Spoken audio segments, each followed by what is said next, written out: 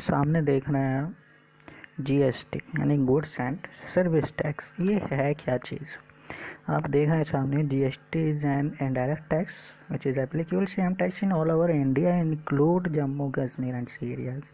ये एक बात पे जोर दिया गया है, include Jammu and Kashmir and sea areas. What is this? तो जो इससे पहले जो टैक्स होते थे वो जम्मू कश्मीर और सी एरियाज पर नहीं लगते थे, लेकिन जीएसटी जो एक ऐसा टैक्स है जो इन दोनों स्टेट पर, दोनों जगहों पर लगता है।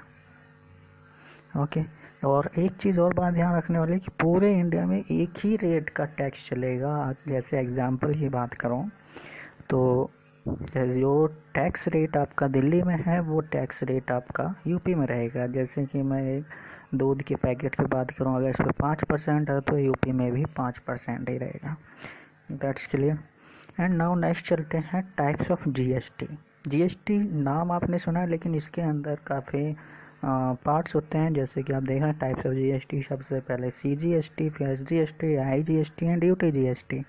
CGST central goods and service tax, यानी कि सीजीएसटी से जितना भी पैसा टैक्स का इकट्ठा होता है वो सब सेंट्रल गवर्नमेंट रखती है।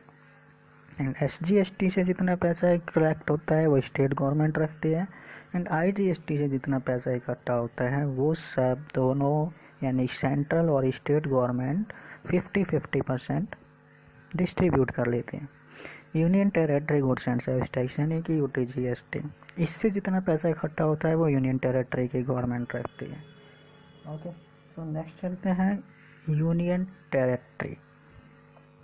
यूनियन टेरेटरी स्टेट्स जो होते हैं वो कई स्टूडेंट्स को पता नहीं होंगे, फिर भी मैंने लिख दिए हैं। पता है तो अच्छी बात है, नहीं पता है तो आप देख सकते हैं। Andaman Nicobar island, Daman Diu, Dadra Nagar Haveli, Delhi, Chandigarh, Lakshadweep, Puducherry, Jammu Kashmir and Ladakh. पहले जम्मू कश्मीर और लद्दाख ये एक स्टेट था, यूनियन टेरेटरी स्टेट नहीं थे, अलग अलग हो गए। तो इसी तरीके से उन्हें 9 स्टेट हो चुके हैं। ओके, 9 स्टेट हो चुके हैं। आपको ये ध्यान रखना है, वो भी कौन से यूनियन टेरेटरी। इसमें 2 स्टेट आपको हाईलाइट करे गए हैं, वो क्या है वो मैं आपको समझाऊंगा। लेकिन इससे पहले आपको नेक्स्ट स्लाइड जो कि रूल्स आपको समझने हैं। Rules apply GST. रूल्स क्या हैं? सबसे पहले आप देख रहे हैं इंट्रा स्टेट यानी कि सेम स्टेट। अगर आप सेम स्टेट में ट्रांजैक्शन करते हैं, चाहे वो परचेज हो या सेल हो, जैसे कि दिल्ली में रह रहे हैं और दिल्ली से ही आप ट्रांजैक्शन कर रहे हैं, तो आपको जो टैक्स अप्लाई करना है वो करना है एसजीएसटी और सीजीएसटी। इसी तरीके से नेक्स्ट बात है इंटर स्टेट यानी डिफरेंट स्टेट। अगर आप दिल्ली में रहकर गोवा से कोई ट्रांजैक्शन कर रहे हैं तो वहाँ पर आईजीएसटी अप्लाई होगा। इसी तरीके से union territory but same state. It's important that union territory is need but उसके साथ में सेम स्टेट भी होना चाहिए। जैसे कि लक्षद्वीप में है कि आप लक्षद्वीप से ही ट्रांजैक्शन कर रहे हैं तो उसके लिए आपको सीजीएसटी और यूटीजीएसटी अप्लाई करना है। अदरवाइज आप डिफरेंट स्टेट में अगर आप ट्रांजैक्शन कर रहे हैं, like that Lakshadweep to Andaman and Nicobar द्वीप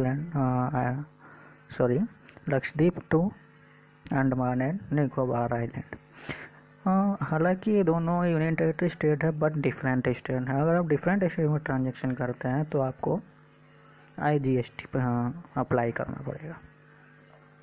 so now next point is what is GST number. जैसा कि आप सभी को पता है, किसी भी टैक्स में अगर हम रजिस्ट्रेशन कराते हैं तो उसका एक टिन नंबर आपको मिलता है, जो कि क्या होता है नीचे दिया गया है कि वो किसी भी चीज़ के, बिजनेस के, कंपनी का एक आइडेंटिफिकेशन नंबर होता है। जैसे कि ये भी एक बिजनेस का आइडेंटिफिकेशन नंबर होता है। और ये आपको ध्यान रखने वाली बात है कि ये ओनली 15 डिजिट का होता है।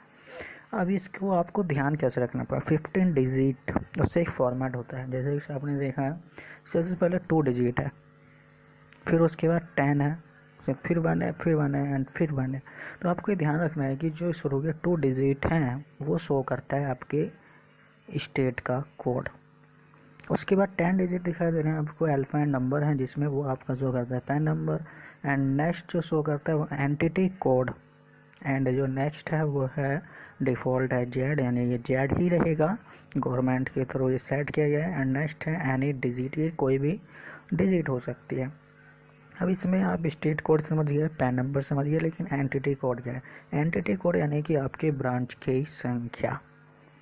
अगर एक ही स्टेट में आपकी फर्स्ट ब्रांच है तो वहाँ पर आपका फर्स्ट होगा, और अगर आप दूसरी ब्रांच में हैं, दूसरे ब्रांच का रजिस्ट्रेशन है तो वहाँ पर 2 रहेगा, यानी कि जौन से नंबर की ब्रांच वो नंबर।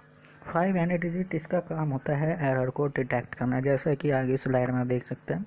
तो यहाँ पर मैंने डिफाइन किया हुआ है, आप पॉज करके देख लीजिएगा। And now pan number. कहीं स्टूडेंट क्या है कि आपको पैन नंबर कैसे ध्यान रखना है, वैसे हालांकि आपको इसका नंबर वगैरह याद रखने की ज़रूरत नहीं है, लेकिन आपको ये याद रखना है कि इसका फॉर्मेट क्या होता है, क्योंकि ये अभी काम नहीं आएगा, लेकिन कभी भी आपको कोई पूछ सकता है, एग्ज़ाम में काम आएगा कि इसका फॉर्मेट क्या है, तो इसीलिए आपको ध्यान रखना है।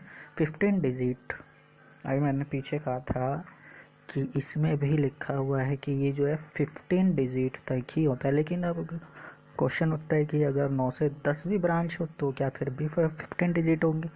जी हाँ, क्योंकि जब 10th डिजिट होती है, 10th ब्रांच है, तो वहाँ पर 10 की जगह पर अल्फ़ाबेट स्टार्ट हो जाता है। जैसे यहाँ पर आप देख सकते हैं 13 digit, it indicates number of registration and entity has within a state for the same PAN. It will be alpha number, first 1 to 9 and then A to Z. Okay. So now जो PAN number है वो क्या है? It is permanent account number which is only one number of every person. ये हर किसी को ध्यान रखना है, एक नंबर होता है ये। ओके, और ये अगर आपने 2 बनवा रखे हैं तो आपके पास 10,000 का फाइन देना पड़ता है। ओके, अब इसकी भी एक फॉर्मेटिंग होती है, जैसे कि आप देख सकते हैं शुरू में 3 अल्फ़ाबेट कुछ भी हो सकते हैं, लेकिन जो 4th होता है वो शो करता है पर्सन का स्टेटस। पर्सन स्टेटस मीन्स कि वो इंडिविजुअल है, कंपनी है, फर्म है, या क्या है, यानी आप कंपनी हो सकती है, फर्म भी हो सकते हैं, और इंडिविजुअल पर्सन भी हो सकते हैं, और आपका एसोसिएशन ऑफ पर्सन भी हो सकता है, कुछ भी हो सकता है। जो 5th लेटर है वो शो करता है आपके सरनेम का फर्स्ट लेटर। अगर किसी का नाम दीपक कुमार है तो कुमार का फर्स्ट लेटर के, अगर लास्ट नेम नहीं है तो फर्स्ट नेम को ही लास्ट नेम मान लिया जाता है और उसी का फर्स्ट लेटर। देन आगे नेक्स्ट है 4 डिजिट, कुछ भी हो सकते हैं, ऐसे ही आगे अल्फ़ाबेट कुछ भी हो सकता है, अल्फ़ा नंबर आपको ध्यान रखना है। ये जो है नेक्स्ट, ये है आपकी स्टेट कोड, ये मैंने यहाँ पर लिख दिया, आपको ध्यान रखना। हालांकि आपको जब भी आप प्रैक्टिकल करेंगे तो GST नंबर मिला रहेगा, लेकिन फिर भी आपको ध्यान रखना है। जैसे कि अभी हम पीछे की बात करें, मैंने इस स्लाइड में ये छोड़ दिया था, यहाँ पर ये हाईलाइट क्यों है, दिल्ली एंड पुडुचेरी। अभी आपने नेक्स्ट स्लाइड में यहाँ पर देखा था कि union territory but same state हो तो आपको CGST प्लस UTGST लगाना है, लेकिन अब पीछे चलते हैं, ये जो 2 हाईलाइट हैं इन 2 स्टेट में आपको CGST और SGST लगाना होता है, ना कि यूनियन टेरेटरी। रीज़न ये कि इन दोनों स्टेट में अगर किसी को, यानी किसी से मतलब है CM, अगर CM को कोई भी रूल पास करना होता है तो उसको पहले लेफ्टिनेंट गवर्नमेंट से परमिशन लेनी होती है।